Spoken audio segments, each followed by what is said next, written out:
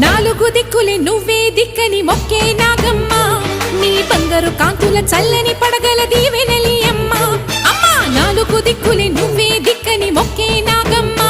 నీ బంగారు కాంతుల చల్లని పడగల దీవెనలి అమ్మ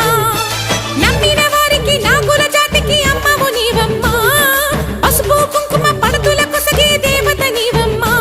మా ఐదవతనమునకు అభయమునిచ్చి అండగా ఉండమ్మా చల్లని చూపుల నాగమ్మ మా పిల్ల